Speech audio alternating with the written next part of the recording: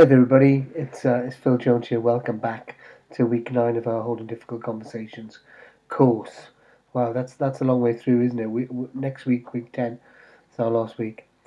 Anyway, this week I wanted to look at labeling, relabels in difficult conversations, and I wanted to. I was prompted by hearing the word abuse being used in a difficult conversation, and it had quite an impact uh, on the conversation that was taking place.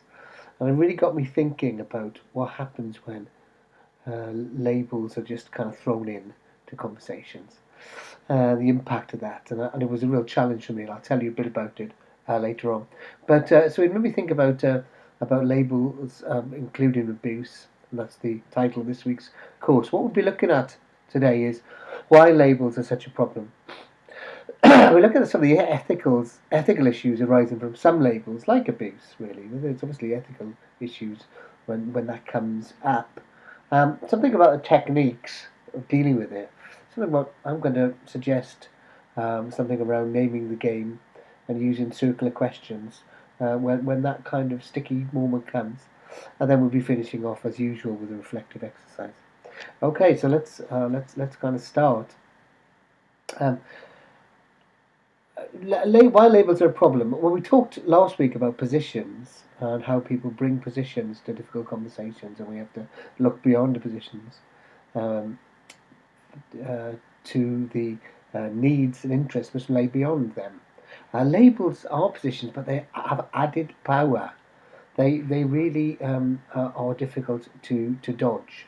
And if I could just say something that happened to me in this last week, I was working with the call centre team, who were a very excellent team, and they were doing very well, and this was part of their continued development. And in the middle of it, this difficult conversation emerged between two colleagues about some conversation they'd had a while ago about changing their shifts. You know, the sort of thing that happens between colleagues.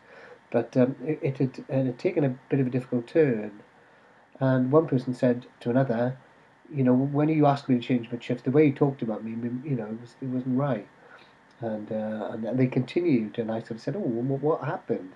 And the first person said, "Well, the way they kept asking me the same question over and over, and got louder and louder, and there was something about the staccato nature of the way they spoke."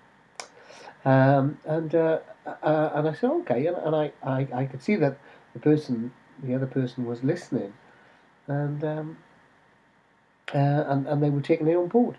And I said, I said, "What's your thoughts about this?" To the other person, they said, "Well, gosh, that's not what I wanted. I was frustrated at the time." And there you had is a difficult conversation.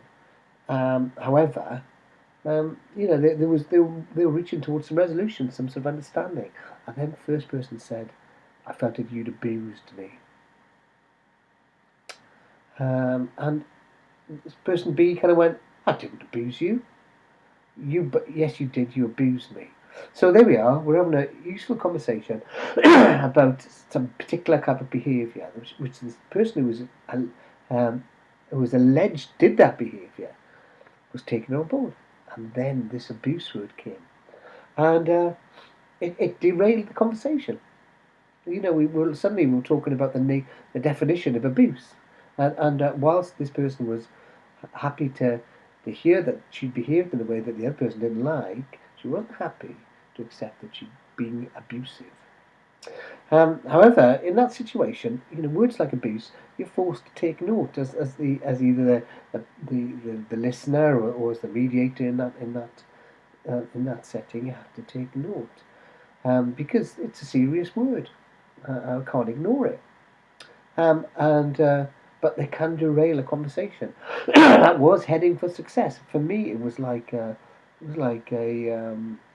grenade tossed into the conversation. It was going well, and then this word came up, which was a word which was the first person was using to demonstrate how strongly they felt, but it really kind of derailed things. And this isn't the only word. Of course, we could have things like unjust or manipulation or lies. That's another one, another big one. Um, that one of these things come up it really has an impact on difficult conversations. So I thought it was worthwhile spending a bit of time today looking at that. There's ethical issues, particularly if we think about the word abuse. Is that people say they've been abused or they've been assaulted. We can't just ignore it. Actually, we have a responsibility to look at it.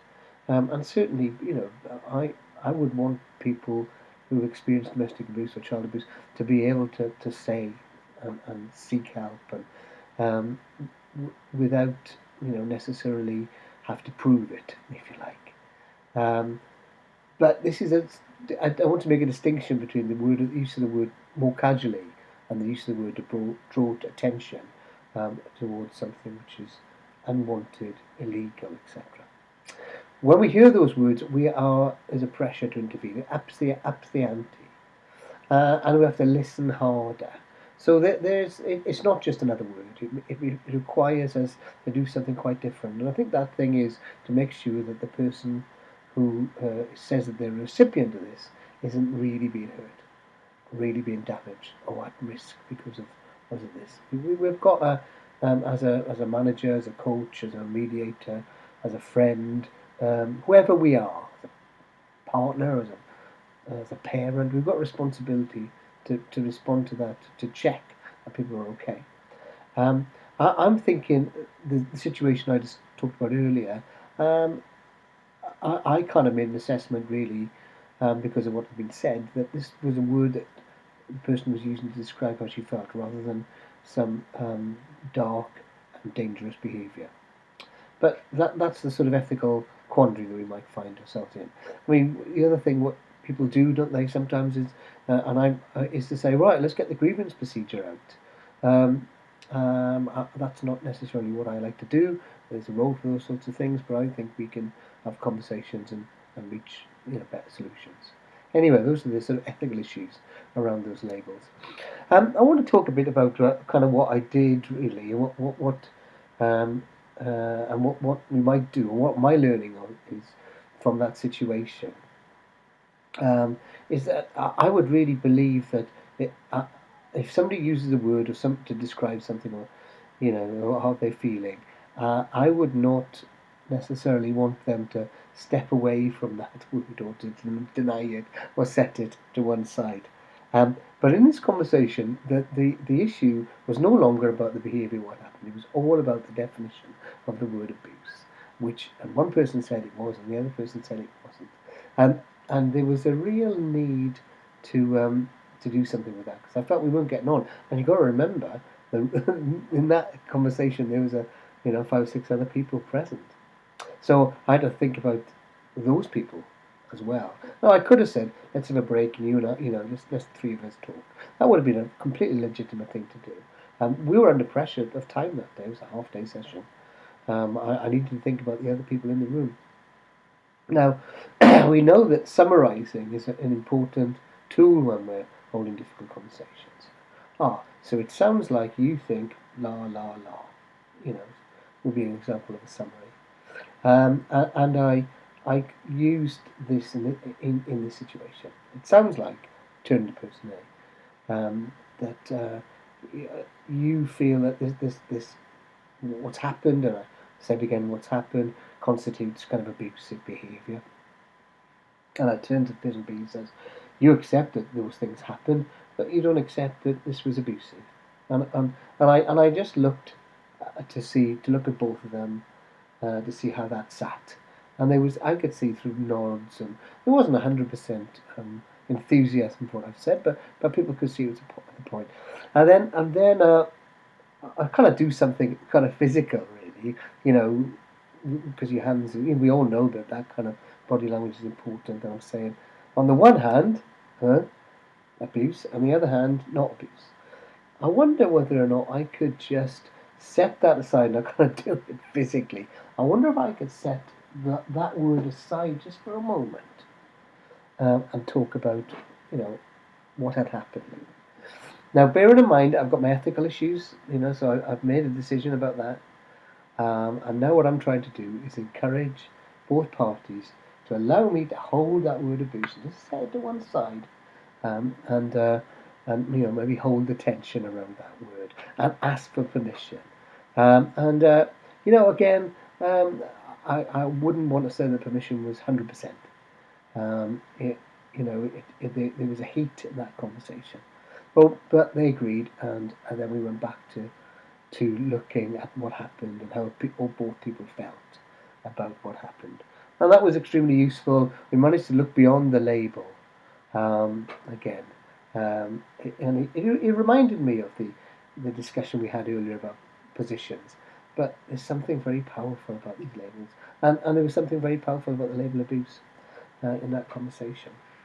So what I then went on to was circular questions, and this isn't just a useful technique in this situation. It's a useful technique when you're mediating between people, when you want people to talk and people to listen. And sometimes the people are so kind of caught up and cross that they're not listening for all the reasons we've talked about throughout these entire 9 weeks. So what I said, I went back and said, you said that this other person, spoke, repeated asking the same question and did so in a sharp tone, which you thought was aggressive. Um, I, I told the other person, said, well, I know you didn't think that you were being aggressive, but when you hear that was person A's experience, what's your response to that? And I said, oh, well, I didn't mean it to be that way. I didn't mean to be cross. I didn't mean to cause hurt feelings. I was just really frustrated. And you were frustrated? Yeah, I was frustrated because I keep having to do this and it never gets me anywhere. Okay, I go back to person one and say, so you can hear that that person B I felt a great deal of frustration. What's your response to that? Well, this is a difficulty between us. I didn't want to feel frustrated, but it's not at all clear to me what we should do here.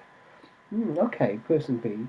So you can hear that person A sort of thinks that they don't want you to be frustrated, but it's not at all clear to them. What's your response to that? Now you get a sense that this is, I use the word circular. I'm going round and round, and I'm asking each party to respond to the feelings and perceptions of the others. And that's what I'm asking to do, is to draw their attention to the feelings and perceptions of the other party. And the feelings about empathy, the perceptions is about understanding the other person's world, basically. So what we're trying to do is to build up the empathy and the feelings. We're not asking for agreement about what happened. We're certainly not asking for agreement about a label. If I try to get one to say, "Did you speak sharply?" She said you spoke sharply. I said, "No, I didn't speak sharply." We get different versions of events. But what we really want to do is to enhance perceptions of other people's perceptions, if you like, and also empathy around feelings. And I think in this quite entrenched situations, and actually this hadn't been an entrenched situation. It just got a lot worse because the word abuse got thrown in. But we needed to go back and capture some ground and keep going. I mean, I don't think I did. In the middle of this, after we've been back and forth a few times, because we're having a conversation in a room full of other people, and I wanted to involve them, and then I summarised and I said, look, sounds like there's been a difference of opinion here about something, and some feelings, and a telephone call happened, and it left everybody feeling upset, and I think we've had a conversation so we can see that how people feel a bit more. What's your sense of that? And other people in the group were able to come in and say, well, these things happen, don't they, from time to time. It's nice to have a chance to air it and to develop some understanding of each other's positions, others' perceptions. And everybody agreed. And it was one of those experiences. It was a kind of model, eventually. I wouldn't want to make too many claims about how slick this was, but it was a model, really, of how conversations are resolved, or difficulties are resolved, in a broader context of a team. So there we go, circular questions. So what I want you to do in the coming week, if that's okay, is to work hard to notice some labels. They don't need to be negative. Things, other words such as supportive, comforting, enabling.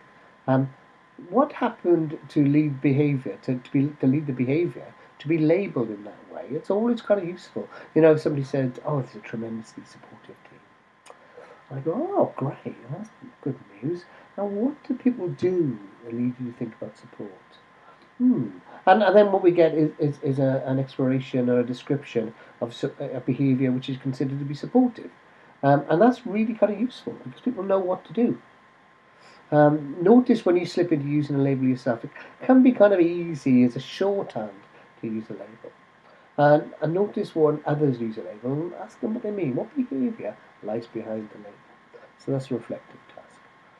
Thanks, everybody. And I hope you all have a good week. Next week, we'll be talking about bringing all this together. If you have any questions or comments, meanwhile, please do get in touch. Phil Jones or Philip at workplacedynamics.co.uk. Thanks, everybody. Have a good week. Bye.